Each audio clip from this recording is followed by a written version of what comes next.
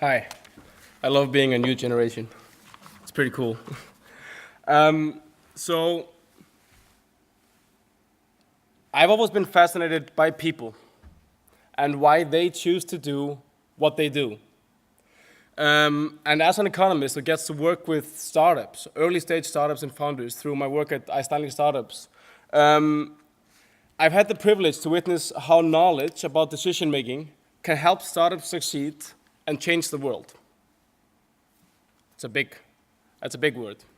But every day we make hundreds, if not thousands, of decisions, most small, based on habits such as, does anyone of you remember if you tied the left shoe or the right shoe first when you got up this morning?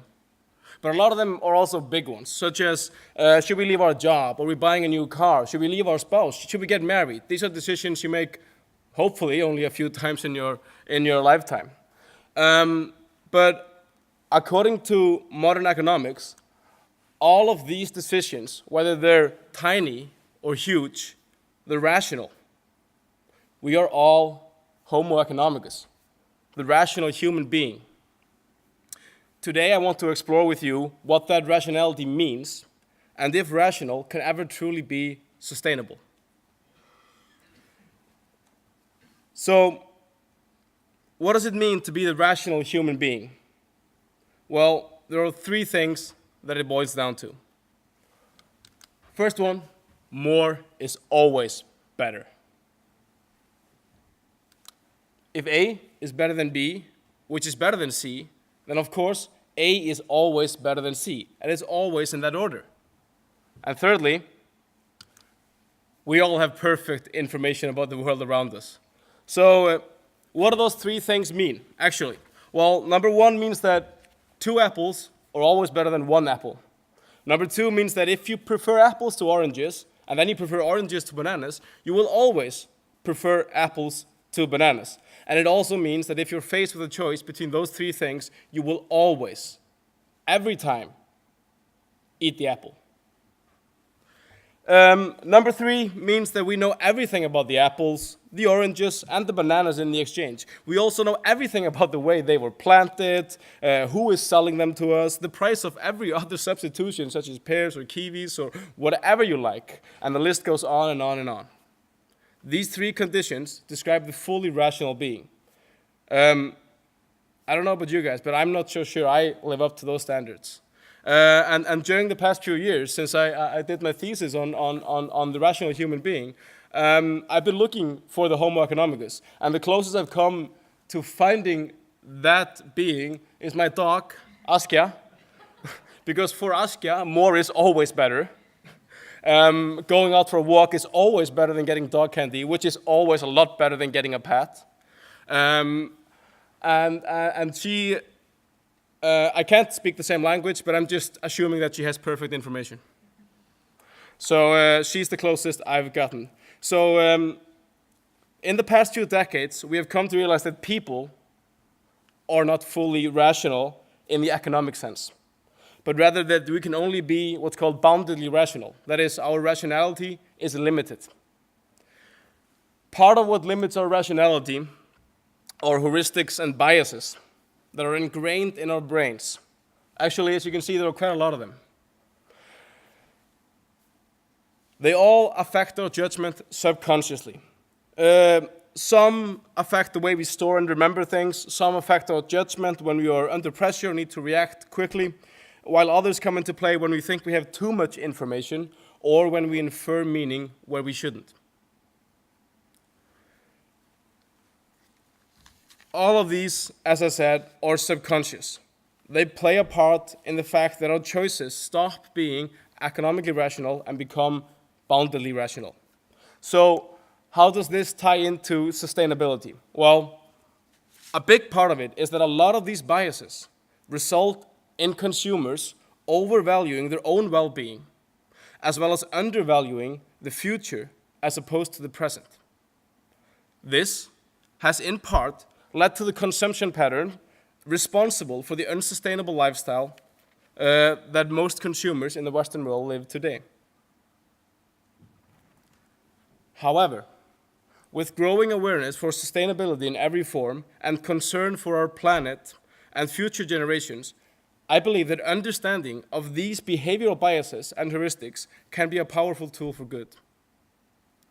Over the past 3 years, I have been lucky enough, through my job at Icelandic Startups, to work with several dozen startups that all want to make their mark upon the world. What working with startups has given me is a sense of optimism and amazement. Each and every one of the founders I work with is trying to solve a problem for their user. And through our business accelerators, we help them grow and learn with the help of a network of mentors, experienced entrepreneurs, and investments from our corporate sponsors. So one of the projects we run at Icelandic Startups, Startup Energy Reykjavik, is a business accelerator focused on energy-related ideas, many of which reduce climate change and increase sustainability. Behind the accelerator are Landsvirkjun, Arion Bank, Georg, and the Innovation Center of Iceland, and the program is facilitated by us at Icelandic Startups together with Iceland Geothermal. Through Startup Energy Reykjavik, I worked with startups that are facilitating infrastructure nets for electric vehicles to incentivize people to commute in a more sustainable way. A startup that recycles waste from aluminium plants to reduce pollution and increase value. And right now, we are running the 2016 accelerator, and this year we have startups focused on reducing food waste and more. Most of these startups are in some way or form aware of or utilizing the inherent flaws in people's decision-making that are the biases and heuristics we talked about earlier.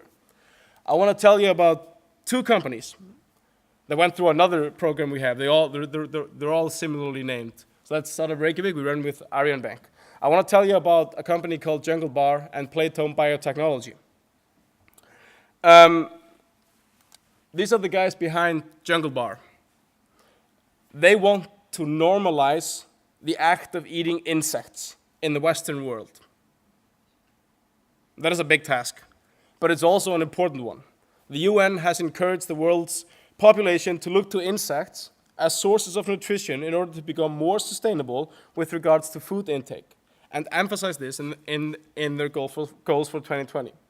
Well, this sounds all well and good, but eating insects sounds disgusting.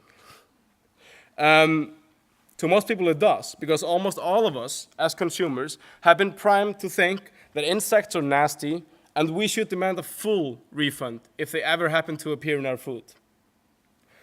This is why the task of getting people to eat insects is a difficult one for the Jungle Bar guys. But through a lot of research, customer feedback, prototyping, and testing, Jungle Bar, which is this, an insect-powered protein bar, was born. Everything about the product, from the taste to the packaging and vague references to insects, is intended to carefully push people to taste their first insect-based food. The product, protein bars, is aimed at a customer segment looking for healthy, sustainable snacks and focuses on those qualities rather than drawing all the attention to the insects that are in it. This way, people who are looking for tasty, healthy snacks happen to eat insects and realize that it's not so bad at all. They actually taste pretty good, sort of a nutty flavor if you haven't tried them. Well, the Jungle Bar team realized the inherent anchoring towards insects that most mainstream consumers in the Western world, and they had to take that bias into consideration when producing their first product, Jungle Bar, which I'm happy to say they successfully funded through Kickstarter and are now selling in several states in the US and other markets. So now that they've established their first product, they can build on this success to further incentivize people to start eating more insects after they've, I don't want to say tricked them, but gotten them to take the first step without changing their behavior. PlayTome Biotechnology is another company that was with us this summer. They produce nutritions, which scientists use to grow stem cells. Through extensive research in the field, PlayTome offers scientists an animal-free product that utilizes outdated blood from the blood banks that otherwise would have to be disposed of. The nutrition scientists currently use to grow stem cells is gotten by killing and using blood from calf fetuses. So not only is PlayTome's solution cruelty-free compared to current solutions, but it also uses a resource that would otherwise go to waste: human blood. To me, exchanging PlayTome's solution for the old ones makes perfect sense. But the scientists already using the old product or set in their ways. In other words, they might suffer from anchoring conservatism, confirmation bias, and or a little bit of choice bias.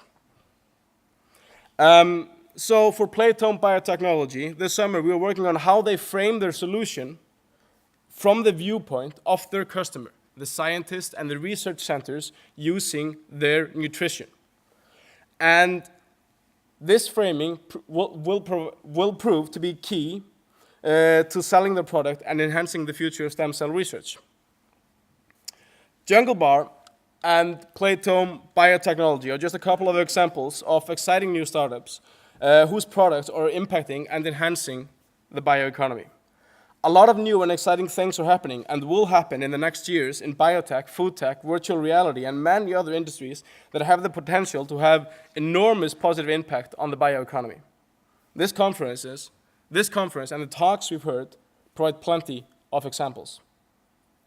If we use the knowledge available about the way consumers think and make decisions as a tool to empower these changes, rather than let them hamper progress, we can dramatically increase our chance of creating a sustainable bioeconomy without having to go through the difficult process of getting people to change the way they already behave. I believe that with incremental changes to consumer behavior, we can make a big difference. However, in order to not have to teach an old dog new tricks anymore, let me introduce Matís, who is going to talk about why teaching children about sustainability leads to more appreciation about the bioeconomy. Thank you.